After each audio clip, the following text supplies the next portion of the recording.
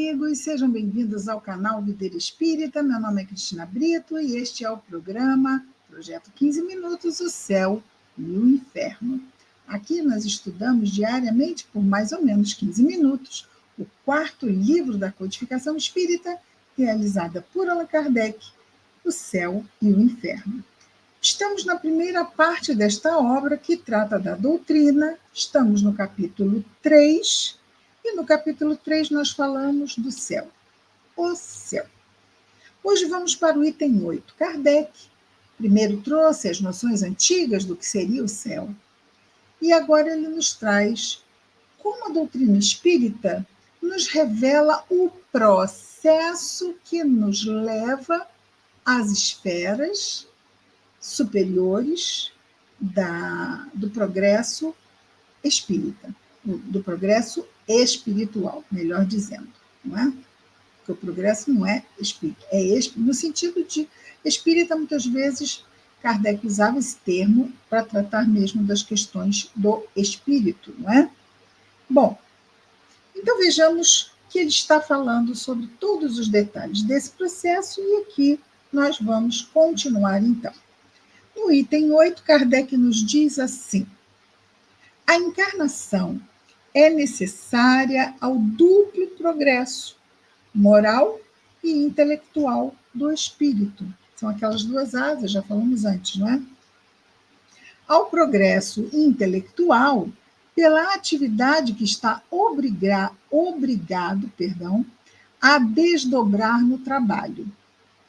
Ao progresso moral, pela necessidade que os homens são os espíritos encarnados, que os homens têm uns dos outros. Então vai ser nesta lida nossa com o nosso irmão de humanidade que nós vamos aprimorar cada vez mais o nosso progresso moral. Por quê? As grandes chagas da nossa moralidade é o orgulho e o egoísmo. E isto tem tudo a ver com o outro. No orgulho, eu me acho superior ao outro.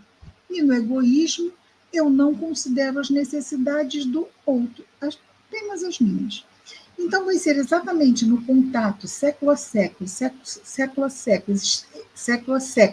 existência após existência corporal, que nós vamos amadurecendo as nossas escolhas, exatamente através das consequências que elas vão nos trazer.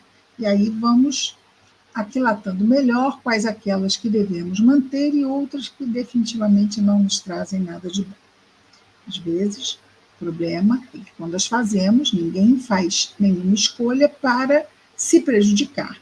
Só que muitas vezes o lucro rápido traz o prejuízo a longo prazo. É o lucro rápido na matéria e o prejuízo moral. Isso leva tempo para nós desenvolvermos, não é?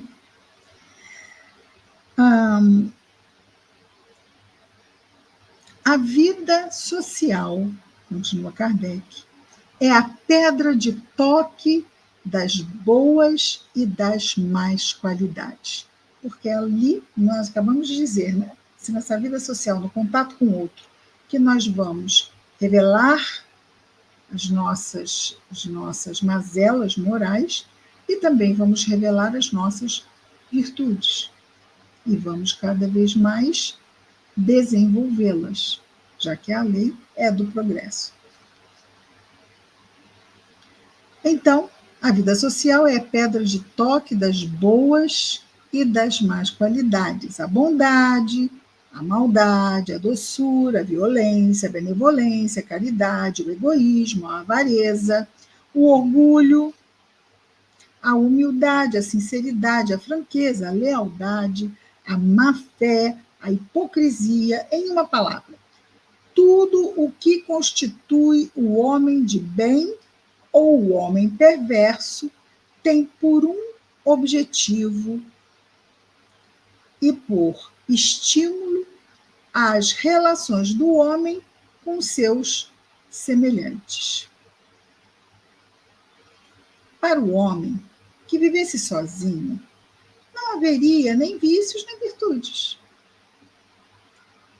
Se pelo isolamento ele se preserva do mal, anula o bem. Não é? Eu não faço mal a ninguém, mas também não faço bem.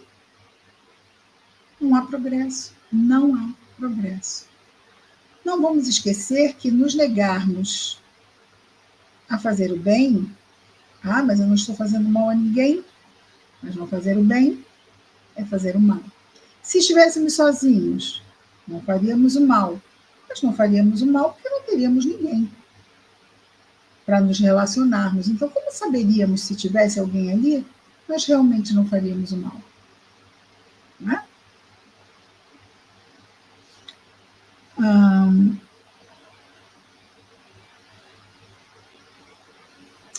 E aí fechamos aqui o item 8.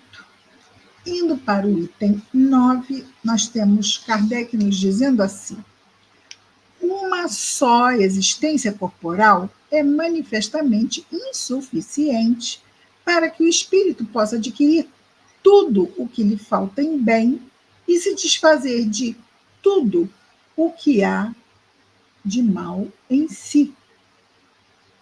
O selvagem, por exemplo, poderia, em uma só encarnação, alcançar o nível moral e intelectual do europeu mais avançado?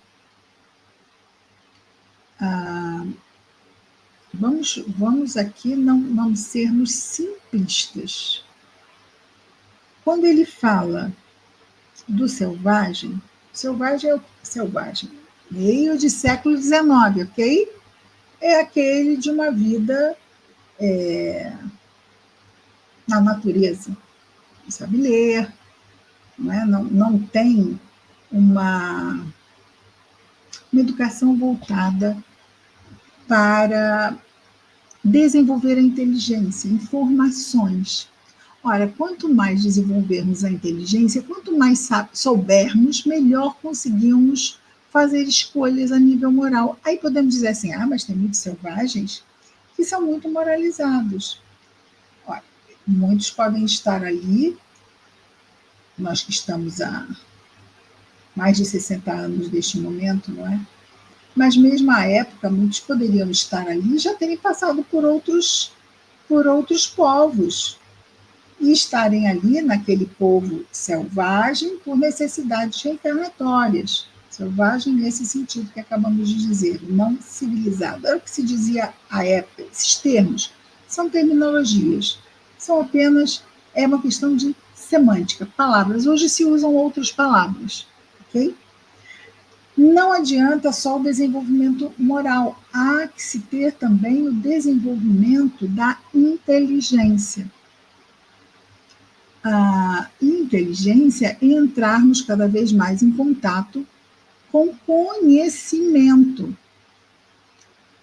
Pode-se ter um conhecimento da natureza, dos ventos, das águas, mas são conhecimentos dos fenômenos. Não são conhecimentos quando o que é a água, o que é o vento, como se move, como evitar um terremoto. Um terremoto não pode ser evitado, mas como evitar consequências terríveis que advêm de um terremoto. Lembrando que os prédios hoje no Japão têm uma construção que podem resistir a tremores de terra violentos. Então, tudo isso é o desenvolvimento da inteligência, como ele nos disse aqui, que é desenvolvido através do trabalho, não é? O trabalho que aprofunda aquele conhecimento. E assim, com certeza, as nossas escolhas são mais balizadas. Muitas vezes há muito conhecimento e pouco desenvolvimento moral. E é muito interessante, às vezes, favorecer certas experiências reencarnatórias, não necessariamente nesses núcleos mais rústicos, vamos dizer assim, mas também em meios mais desprovidos de recursos. Porque, então, sem ter acesso temporariamente naquela encarnação aos registros de todo o conhecimento que já pode ter acumulado, está ali muito mais simples, numa existência de elementos muito mais simples, para espíritos que muitas encarnações estavam com pensamentos muito elaborados e que às vezes dificultava o desenvolvimento da amorosidade. Favorecia o orgulho, não é? Olha só como eu sou, como eu sei, parará, parará. Então, quando nós vemos alguém em determinado contexto, não quer dizer encarnado, não quer dizer que seja um espírito naquela condição. Há uma necessidade reencarnatória e ele, nesse momento, se encontra ali. Não sejamos simplistas, ok? Aqui é uma outra época, aqui é uma outra visão mesmo de mundo socialmente organizado. Muita coisa.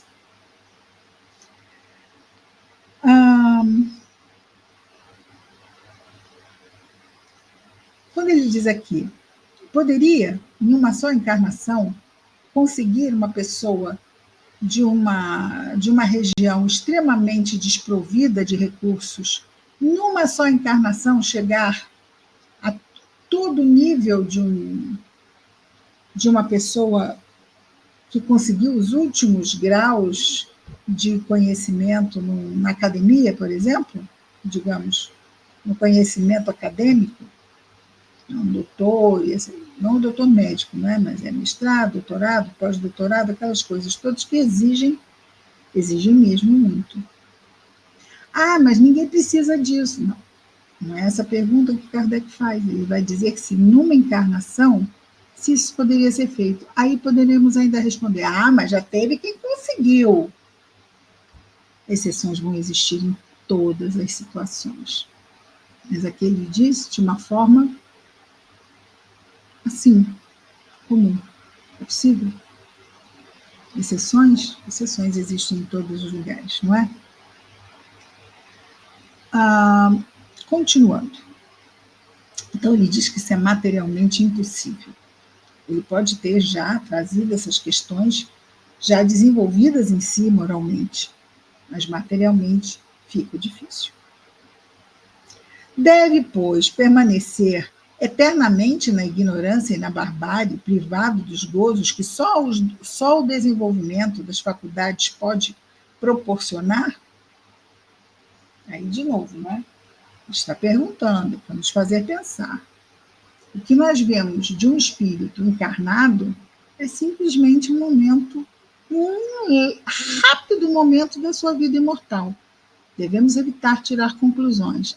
É uma pessoa encarnada naquela situação XYZ, totalmente desprovida e tal, um lugar de miséria absoluta, deve ser um espírito assim, assim, assado. O que nós sabemos para dizer algo? Pode ser um espírito muito adiantado que reencarnou ali para ajudar aquele núcleo de pessoas. Não sabemos nada. Não é? Vamos evitar de tirar conclusões. O simples bom senso repele uma tal suposição de que uma encarnação é tempo para a gente desenvolver o quê? Às vezes a gente nem consegue perceber direito quem somos e dirá desenvolver alguma coisa. Tempo é o que nós mais precisamos e, com a graça de Deus, é o que nós mais temos. Então, o simples bom senso repele uma tal suposição que seria, ao mesmo tempo, a negação da justiça e da bondade de Deus e da lei progressiva da natureza. Então, que tudo se resolveria em uma encarnação. Por isso, Deus, que é soberanamente justo e bom, concede ao espírito do homem, ou seja, nós encarnados, tantas existências quantas sejam necessárias para atingir o objetivo. O objetivo é a perfeição. E a perfeição vai nos colocar naquele local, né, nos mundos divinos, nos mundos habitação, mundo, morada, melhor dizendo, morada dos espíritos puros, mundos celestes ou divinos, e nós até já dissemos aqui, celeste dando a ideia de quê? De céu. Mas é só uma ideia, tá? terminando, não, ainda não terminando, mas vamos terminar hoje aqui, porque ainda faltam dois parágrafos. Amanhã terminamos o item 9, e por mais que nós muitas vezes saibamos de alguma coisa aqui ou ali, mas é muito bom nós repassarmos, e Kardec, na sua didática, ele vai sempre abrangendo de novo os pontos chaves que vão nos ajudar a preencher qualquer vácuo que de repente possa ter ficado, e assim nós vamos completando essa ideia mais ampla da nossa jornada como espíritos imortais, da criação como simples ignorantes, até a perfeição. Amanhã voltaremos com mais um projeto 15 minutos, o céu e o inferno. Até lá, muita paz a todos.